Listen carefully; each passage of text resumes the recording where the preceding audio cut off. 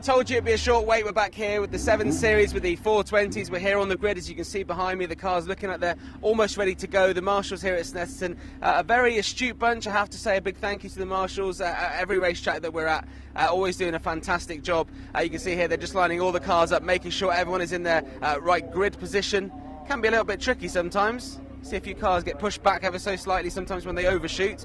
Maybe we can walk a little bit further here. You can see all the way back 33 cars on the grid for this, so it does take a little while just to make sure the cars are all stacked up properly. We do have the safety car just at the front there, just to make sure everything's going okay. There we go. Positioning cars at the back there with the yellow flags waving. Now my watch tells me it's 18 degrees in Snetterton. I'm going to be honest, it is not 18 degrees here at Snetterton. It's a very, very cold breeze. Don't know whether that will affect things out on the track. Obviously, tyre temperature will be a little bit lower, because I don't think this track temperature is probably as high as my watch would suggest it should be. But there we go. We see the last few cars just getting into position there in the distance. Should be an exciting race here. A lot of focus on the grid, I have to say. All the drivers looking very, very serious and in the zone. Obviously, different drivers have different pre-race methods, meditation on the grid. Some people having a laugh with each other. And it looks like we're almost ready at the back of the grid there, so I imagine it's probably a good time for me to throw over to your commentator, Mark Werrell. Thanks a lot, John. Yep, so the cars lining up on the grid, and this grid is formed based on the finishing positions again from yesterday. And if you did join us for that race yesterday, we had a brilliant three-way battle between Phil Jenkins, Anthony Barnes and Jonathan Mitchell for the lead of the race. But Jonathan Mitchell, who was in third place heading down the Bentley Straight on the final lap, was in the perfect position to claim the win, because Anthony Barnes and Phil Jenkins got themselves together. Phil Jenkins had a spin and did recover, but was 7 seconds adrift then of the recovering Anthony Barnes and Jonathan Mitchell, who were still together at the flag. That incident was looked into by the officials. It was deemed that neither driver was to blame any more than the other. It was just close racing. It went down as a racing incident, and hopefully they chatted about it and shook hands later on. And they could lock horns again today. So Jonathan Mitchell, you could argue fortuitous, but he was in that lead pack, which is what I keep talking about, and was able to pick up the spoils in the end. So he will start from pole position as they head off on their formation lap ahead of this second 20-minute race for the Toyo Tyres 7s Race Series 420Rs. So the weaving to try and build some temperature into the control Toyo Tyres will continue. Let's guide you through the grid. Jonathan Mitchell starts from pole position with Anthony Barnes sitting alongside, and Phil Jenkins, who was the 2020 champion, is on row number 2 with Mark Stansfield, who was the runner-up last year for company. Row 3 of the grid, Paul Thacker has Stuart Calder alongside, and then it's Jay McCormack and Lewis Tootle on the next row of the grid. Row 5 of the grid, Justin Armstrong and Andy Perry, who had a busy race yesterday. And row 6 of the grid is Ross Ollivant and Marco Egan. Onto the 7th row of the grid, that's where we see Mark Bennett and Paul Begley, with row 8 being Jason Cheetham and Carl Nairn, the first of 2 Nairn family members on the grid. Row 9 of the grid is John Saunders and Mark Drain, with Matt Reeve and Gary Tootle lining up on row number 10. And onto row number 11, that's where we see Matt Welch, and alongside his namesake, Matt Drew, sits alongside. And it's another Matt on row number 12, Matt Spark, alongside Ian Dybel.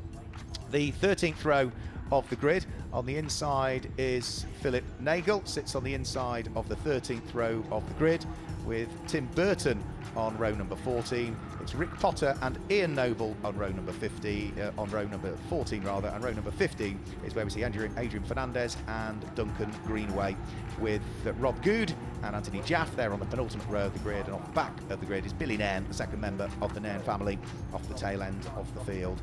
So Jonathan Mitchell, yesterday's race winner. We haven't seen a great deal of Jonathan in the championship other than this weekend so far. He claimed the first win of the weekend. Anthony Barnes, who is the reigning champion, sits alongside. Missed out on the win yesterday. He hasn't had a win so far this year, has Anthony Barnes, because he's had second place on 5 separate occasions now, but is yet to stand on the top step of the podium so far this year.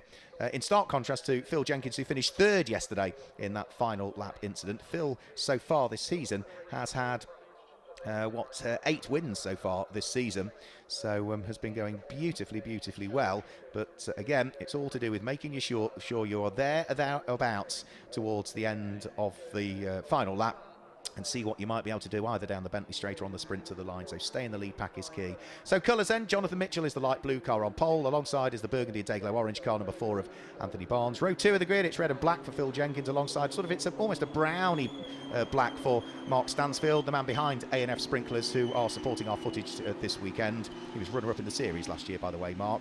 And row 3 of the grid, Paul Thacker, it's sort of almost metallic red with black, alongside the dark blue and black car of Stuart Calder. And just to give you the colours on row number 4, it's light blue for Jay McCormack, number 125, alongside the largely green and black car of Lewis Tootle, who qualified second yesterday, but didn't quite have the race pace and dropped to 8th in the end. So Lewis, watch out for him, I would say.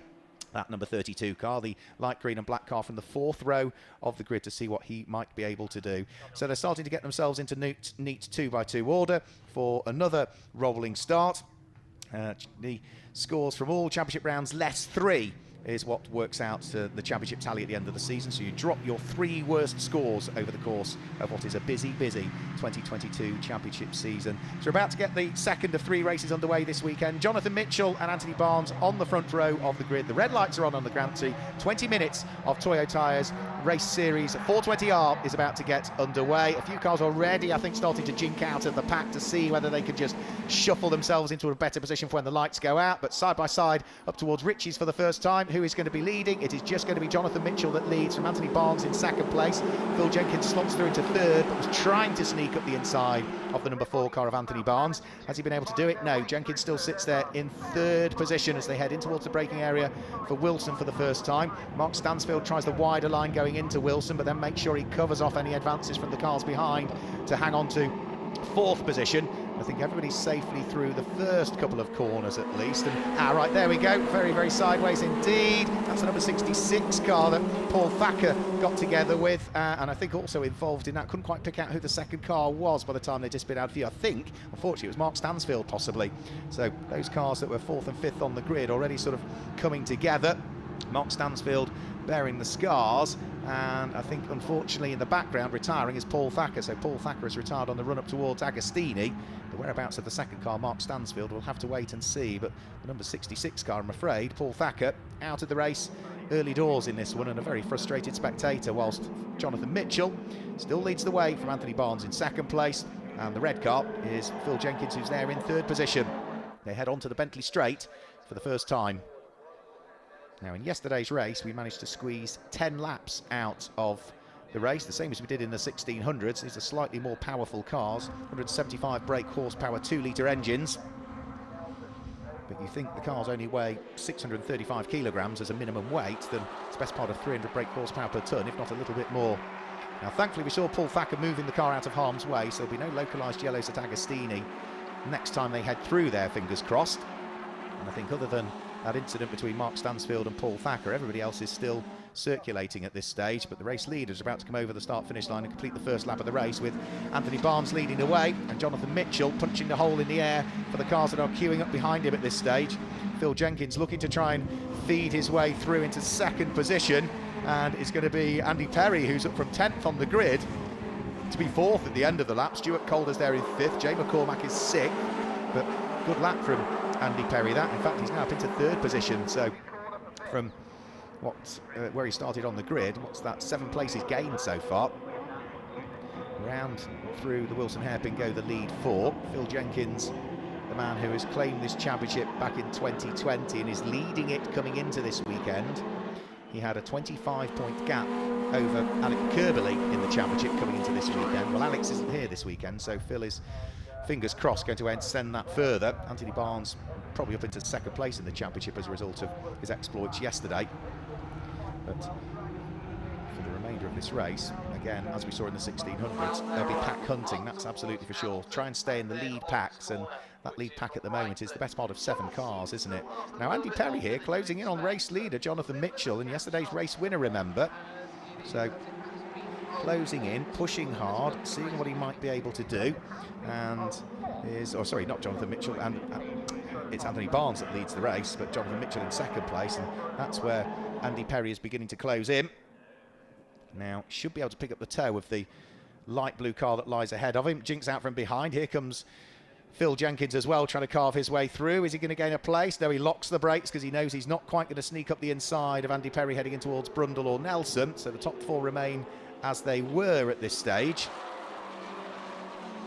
And then we need to watch out for what's going on behind them as well, because if these start to squabble, it will start to allow the cars that are behind to begin to close in as well. Now, the driver I picked out at the beginning of this race, Lewis Tootle, to make progress. At the moment, he's only made 1 place up, and that is up to 7th place now for the light green car in the hands of Lewis Tootle, who had the pace in qualifying. Qualified second quickest yesterday, but on race pace just doesn't quite seem to have ticked the box to the same degree as some of the others. So over the start-finish line now come Phil Jenkins in attack mode, looking to try and hoist himself through and ahead of Andy Perry. They were side by side as they came over the start-finish line, and Phil Jenkins still can't quite make it past the number 11 car this time as they head round through Ritchie's corner. But they do need to keep an eye now what's going on with Stuart Calder, because Stuart Calder has caught the pair of them, and the second of the blue cars is not too far away, Stuart Calder. So Anthony Barnes leads the way. The light blue car of Jonathan Mitchell a little bit closer, I would say, than he was on the previous lap. Yeah, the gap came down by 0.2 of a second. Andy Perry under attack from the red car that sits behind, which is championship leader Phil Jenkins. Then you've got Stuart Calder not that far away, and then a little bit of a gap back to the next of the cars, which is going to be Jay McCormack, car number 125, looking to try and join the lead pack at this stage, but he's got a bit more work to do at the wheel of his light blue and black machine. Then it's Lewis Tootle, and thereafter I think it's Justin Armstrong that's the next of those. Justin Armstrong is at the head of an enormous queue, so he sits there, Armstrong, in 9th position, but the next, 6 or 7 cars are all with him. Yellow flags coming out of Oggies and up towards Williams, and that is because, having spun, stricken at the moment is Duncan Greenaway.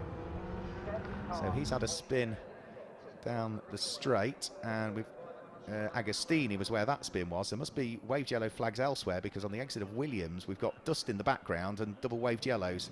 So we've got another car that's off on the Bentley straight somewhere. So Duncan Greenaway's spin was Agostini, but there's somebody else that's had issues somewhere. You can hear the squeal again of the Toyo tyres, which are being worked very hard indeed. The Toyo R888R that all of the cars have to run, whether it's a 1600 or a 420R, they all run the same tyre, supplied by Toyo tyres, title sponsors of the championship. They have sprinklers, title sponsors of the stream for this weekend.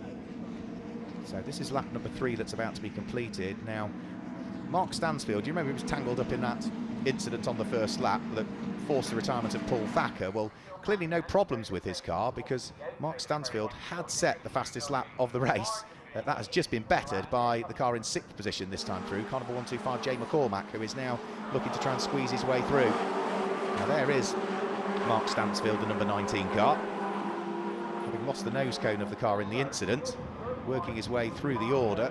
And the next car he's going to want to try and attack is going to be the number 47 car of Marco Egham, and he squeezes his way through and past Marco Egham. Ross Oliphant's looking to try and sneak through and past Marco Egham as well at the wheel of the 55 car. But for the lead of the race, Anthony Barnes has led the last couple of laps now, really. Not by a great deal, because he's still under pressure from Jonathan Mitchell. Huge lot break from Jay McCormack.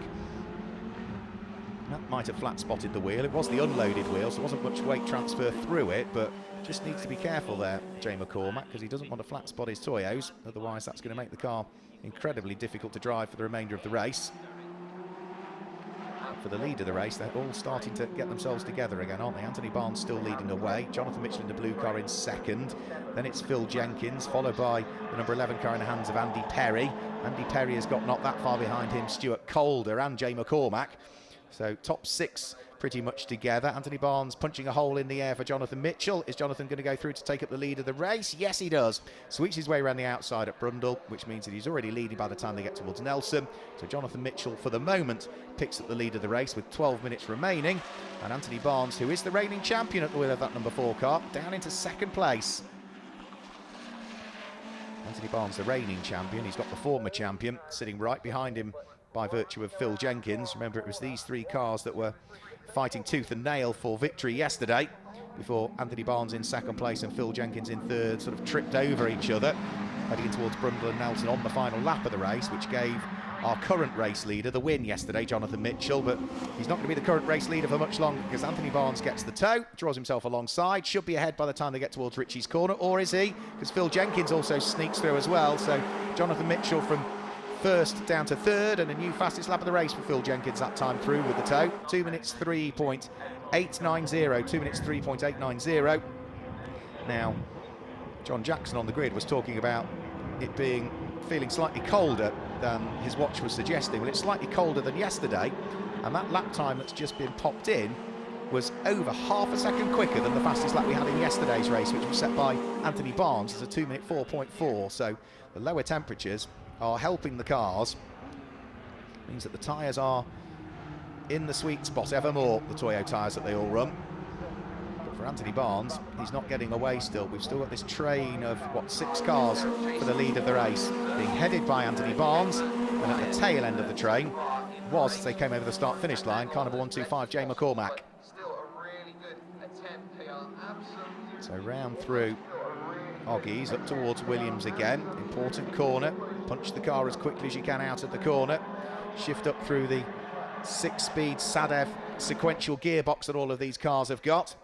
And with Anthony Barnes punching a hole in the air for everybody behind, Phil Jenkins draws himself alongside. The number 71 of Jonathan Mitchell gets the double toe, but it will be Phil Jenkins that picks up the lead. Jonathan Mitchell comes through to second place, and erstwhile race leader Anthony Barnes, little you can do. You just need to accept your fate and understand that you're only halfway through this race at this stage. You're in the lead pack still, you're in the train, and you can choose as to whether you want to power your way past utilising the slipstream next time through, or in the case of some of them, as I mentioned earlier on, actually blend out of the throttle a little bit because you don't quite want to take the lead as yet. So 6 for the lead. Andy Perry in third. Looks as though it's still Stuart Calder in fourth. Jay McCormack in the other light blue car, but the white rollover hoop sitting there in 6th position. Down the straight. All of that moving around again to try and break the toes on the cars behind. And who's going to lead this time by the time they get up towards Richie's corner? It is wheel to wheel with Jonathan Mitchell, wheel to wheel with Phil Jenkins. They're still together as they come out of Richie's and head in towards the braking area for Wilson. And by the time they get down there, they are still together in towards the Wilson hairpin. Now, Jonathan Mitchell now needs to close the door on Stuart Calder, who's moved up into 3rd place, as high as he's been in the race so far. And down to 4th goes Anthony Barnes, whilst the car at the tail end of this train, just casing point as to how the slipstream works. Jay McCormack, for the 2nd time in this race, sets the fastest lap in the race. 2 minutes 3.829. He's at the tail end of the train. He's getting the toe off everybody ahead. Not surprising, he's set the fastest lap of the race. Fastest lap does come with 1 additional championship point, by the way.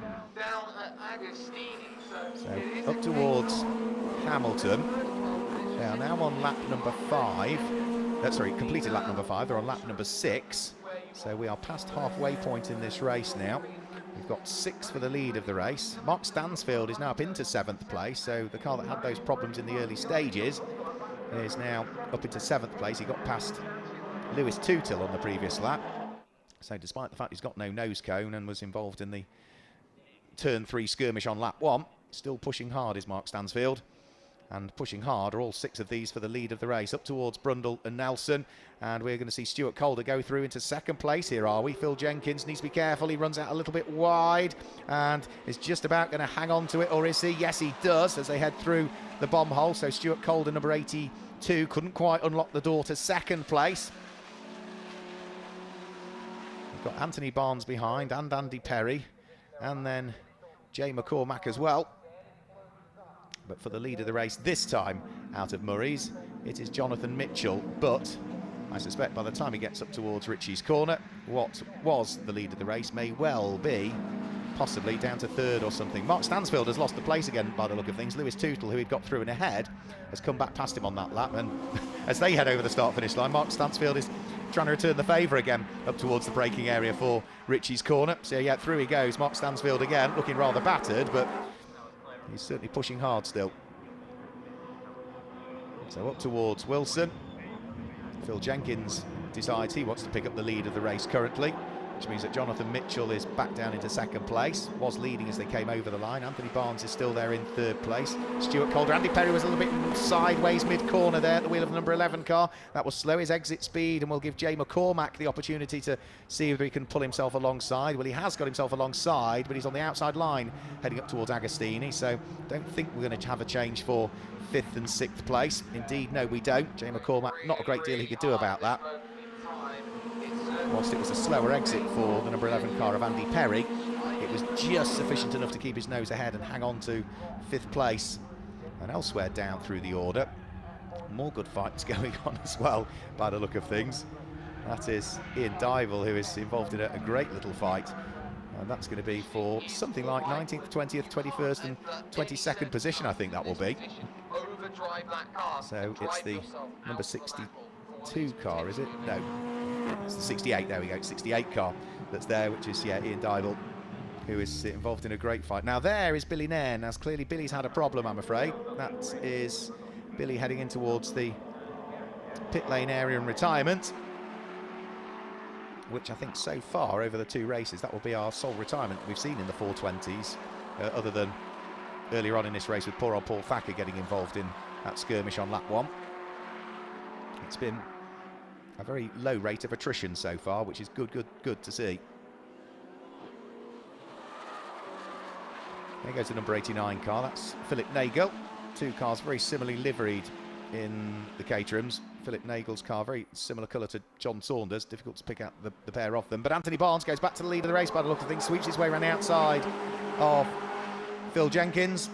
He was 3rd over the start-finish line, Anthony Barnes, but getting the double toe of both Jonathan Mitchell and Phil Jenkins is sufficient to see the reigning champion go back through into the lead of the race. We've now got Andy Perry up into 4th position. Stuart Calder's dropped down into 5th place. Jay McCormack's still there in 6th place. Now, Jay might be playing the canny game here and just sitting in 6th position and letting them all squabble ahead and then slowly pick them off maybe on the penultimate lap and the final lap to work his way through. Because as I've said many times over the course of this weekend, as long as you're in the lead pack, matters not. And Jay McCormack, he can sit at the back, be the 6th car in this 6-car train, and that just allows him to see what the drivers are doing, see either where they have an advantage or maybe they might have a slight Achilles heel or a chink in the armour. And if he can utilise that, Jay McCormack, he absolutely will, because all the time he's sitting there, he's learning, and he'll know round here, in these temperatures, on these tyres, on this particular day, at this circuit, where he might have an advantage. And if he has, he'll utilise that. You can see ever more weaving round now. We're heading towards the final 4 minutes of the race. A bit more weaving down the Bentley Straight to try and break the toe a little bit more. But it's going to be Phil Jenkins wheel to wheel with Anthony Barnes. And they were wheel to wheel yesterday when they had an incident at exactly that part of the circuit on the final lap. Well, they didn't quite push the point to the same degree because there's still 4 minutes to go. And a couple of laps after this one, because they're on lap number 8. We should squeeze 10 laps out of it as they head round through Coreham and very shortly in towards the braking area for Murray's to tick off another lap here. Now, Jay McCormack still with that fastest lap of the race, the car that sits there in 6th position, 2 minutes 3.829, which means that the extra championship point is for the moment going his way. Anthony Barnes in full attack mode again to see whether he can draw himself alongside Phil Jenkins. Phil Jenkins hugging the right-hand side of the circuit, but through will go Anthony Barnes to pick up the lead of the race. Phil Jenkins in 2nd position. 3rd is Jonathan Mitchell. Andy Perry in 4th, under pressure from the blue car with the black wheel arches to it in the hands of Stuart Calder. Jay McCormack still quite content, or not able to do anything about 6th place at the moment, subject to which case it may be. Things are just going to crank up another 10% on this lap, and there will go another few percent on the next lap, which will be the final lap next time through. A long way back from this leading 6 cars is Mark Stansfield. He's still there in 7th place, but he's 6 seconds adrift of the leading pack, or was. I think it's Lewis Tootle again that's back up into 7th position. Let's have a quick look. Yes, it is. Yeah, the light green car tells you it's Lewis Tootle, but he's back under attack again from Mark Stansfield. And the two of them are still wheel to wheel through the corner. And then the next car after them is going to be Marco Egham by the look of things. Yeah, because that's the car that's got the wheel arch missing. So that's Marco Egham that is the next little car. So 3 cars fighting over 7th, 8th and 9th position, whilst the race leaders are heading onto the Bentley Straight for the penultimate time. Now, Anthony Barnes leads the way. And it's going to work his way all the way down the Bentley Straight, with Phil Jenkins looking to try and squeeze his way alongside. He'll have the inside line when they get towards Brundle and Nelson, and this time Anthony Barnes will not press the point. Next time round, absolutely he will be. So it's 3 for the lead, and then a slight gap back to Andy Perry now. So they're sort of starting to get themselves into little trios on this penultimate lap. Andy Perry needs to push hard here. He pushes too hard though, runs wide in 4th place, coming out of the bomb hole. That wasn't what he wanted. He needed to try and push hard, but not overstep the limit, because he's got to get himself back in the tow again as they come onto the centre straight this time through, because top 3 are just starting to edge away a little bit more. Onto the final lap of the race they will go. It is Phil Jenkins that leads. Anthony Barnes trying to squeeze his way through on the right-hand side this time. Phil Jenkins has left enough room, so through will go Anthony Barnes. Jonathan Mitchell, I think, might follow him through as well. And Andy Perry has now managed to catch up in 4th place, because he did pick up the tow as they went along the centre straight, but I think he's actually lost out to Stuart Calder, who's now up into 4th position. And it'll be the number 11 car of Andy Perry that's down into 5th position. So, shirt sleeves rolled up, jacket off. Here we go. This is the final lap of the second of our 3 races in the 420s, and I'm afraid there are more problems up at Ritchie's corner. I think Carl Nairn might have been one of those. Was it John Saunders possibly? Was it? Was the other one? But up towards the breaking out for Agostini for the final time. Phil Jenkins locked wheel, the unloaded wheel though, as he looked to try and sneak up the inside of Jonathan Mitchell, realised the door was going to close and is not going to be able to do anything about it until they get on towards the Bentley Straight this time through. Again, mid-corner, sliding around is Jonathan Mitchell in 2nd place. His tyres might be feeling it a little bit, such has been the pace that these guys have been running at. As I mentioned, the fastest lap that we've had was substantively quicker than yesterday. It's now about 0.6 of a second quicker than we had yesterday, so quicker track conditions, but does mean that the tyres have to put up with even more punishment. Further down through the order, Philip Nagel still having a good little fight, squabbling away with Tim Burton and co, but up towards Brundle Nelson for the final time. Anthony Barnes is leading, Jonathan Mitchell in 2nd place, almost being pushed into the corner by Phil Jenkins. Right with them as well is the next of the cars, which is Stuart Calder at the wheel of car number 82. Now, has Anthony Barnes done enough here just to give himself a very slight gap heading into and out of Murray's? They will pick up his tow, but it looks as though he's probably a little bit further up the road than ideally those in 2nd, 3rd and 4th would want, because I think Anthony Barnes, even with the cars closing in the tow, aren't quite going to get there, you know. We'll have to wait and see. I think he's going to claim the win. Anthony Barnes is indeed going to claim the win. Who's going to finish in 2nd place, though? Phil Jenkins wheel to wheel with Jonathan Mitchell, but it's just Jonathan Mitchell that grabs 2nd place from Phil Jenkins by 58 thousandths of a second, who finishes in 3rd place, with Stuart Calder in 4th place. Andy Perry in 5th, and Jay McCormack completing the top 6. Mark Stansfield, what a great recovery from him to finish in 7th place after his incident in the first lap of the race, with Marco Egham finishing in 8th position. Lewis Tootle in 9th. Didn't quite do what I expected him to do, and again, a bit like yesterday, had the pace in qualifying yesterday, but come the race, just couldn't do anything. He finishes in 9th place, and it's Mark Bennett that will, I think, wrap up the top 10, but the rest of the cars all filing their way over the start-finish line for what was another brilliant race in the Toyo Tyres 7 Race Series 420Rs, that's supported by AF Sprinklers here over the course of this weekend. There is Mark Stansfield. Battered car, stick the nose cone on it. Didn't look as though the nose cone was too badly damaged. It's just sitting on the grass on the outside of Palmer, but the marshals will return that to him, and if it's able to be repaired, a bit of gaffer tape on it, get the car back out for their final race later on today and see as to who might scoop up the win. But for Anthony Barnes, he will be very pleased indeed with that. The cars making their way in towards the Parc Fermé area. We'll be no doubt grabbing a word with a few of the drivers. John is down there, poised with the microphone to have a chat to them, but we should before that be able to confirm the results for you as well. But for Anthony Barnes, you can see the smile on his face. He looks pleased with that, doesn't he?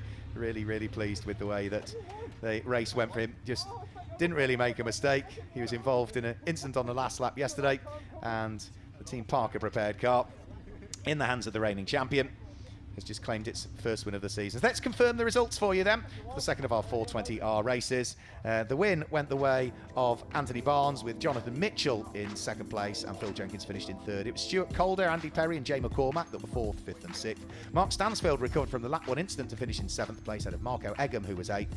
Lewis Tootle was there in ninth place, and it was Mark Bennett who completed the top 10. In 11th position, that was where we saw Justin Armstrong finished in 11th place ahead of Mark Drain in 8th, Ross Ollivant in 9th place. And then completing the top 10 was the car of Begley that finished, completing the top 14 was Begley that finished in 14th place. John Saunders there in 15th, ahead of Carl Nairn and Matt Spark. And you can see the rest of the runners with, of course, 2 or 3 retirements along the way in our second race. Jay McCormack, with the fastest lap of the race, picks up the extra championship point. So that's the results from our second Toyo Tyres 420R race. Hopefully now we can hand down to John for some reaction down there in Parc Fermé with the drivers. Yeah, very, very friendly scenes here. Everyone pushing past me to say congratulations to Anthony Barnes, who's just won the race there. Anthony, I'm just going to come in and have a quick word with you. Thirsty work out there. Yeah, it really was. It was hard work. I think it was a quick pace. I don't know what the pace was compared to yesterday, but it felt fast. Yeah, so it was hard work, and then went on to the final lap, and I saw there was a bit of a gap. I think they must have been fighting behind, and I thought, right, this is it. Just concentrate. I got my first win. I think my first win in this series. I've been racing, what, 3-4 years? So hey, look, I mean, you stuck it out and it's come. And how do you feel to be a race winner for the first time? It feels good. Yeah. It feels very good. And I've seen the trophies. There's some nice red, big metal trophies, and I'm pleased to take that home. So you fancy one of those? Yeah, leave a little space. I'm sure that space has probably been there for quite a while as you were sort of hoping for that first win. When you say you see them fighting just behind you there, I mean, that must be pretty good on the last lap because, you know, they're kind of holding each other up. Yeah, I knew it. I was going into Agostini, and I kind of saw there was a gap, and I thought, well, if I maintain this gap, there's no way they can take me on the back straight. So I was just trying to concentrate, not make any mistakes. I didn't. Well, congratulations. I'm sure you'll get your hands on that very sexy looking trophy very soon, Anthony Barnes. Your winner. Let's see who else we can chat to. Let's find... Oh, they've all walked off. Let's go to the second place driver here. Phil, I'm going to lean across you here. How was that race for you? Yeah, it was really good, yeah. I worked hard yesterday. I was conscious not to lead maybe for a couple of laps to see what sort of pace was, and got in a bit of a mess. Didn't quite have the pace I thought I had, and yeah, I really enjoyed it. It was a great race. The guys are awesome. Congrats to Anthony on his first win. I know he's been pushing hard for that, so yeah, I'm just delighted. It's a great day out. Really good. I was going to say, Anthony was just saying a nice little battle behind that he could see in his mirrors on the last lap for that second place. Yeah, it's really good. Yeah, he had a great draft down the back to main straight to take the lead a couple of laps in the end, and yeah, me and Johnny Mitch were battling out for the second step. Really good fun. Excellent stuff. Well, we've got one more race coming up later, so have a nice break and we'll see you in a little bit. Thanks very much. There we go, second place. Everyone else seems to have moved off. I think lunchtime is approaching here at Snetterton, so I imagine they're all sneaking off. But congratulations to Anthony Barnes there, winning for the very first time here in the 7 Series. We'll be back just after 3 o'clock. The race should start around 3:20, the next race in the 1600s, but it could just be slightly earlier. So make sure you're on the lookout from 3 o'clock. We'll see you soon.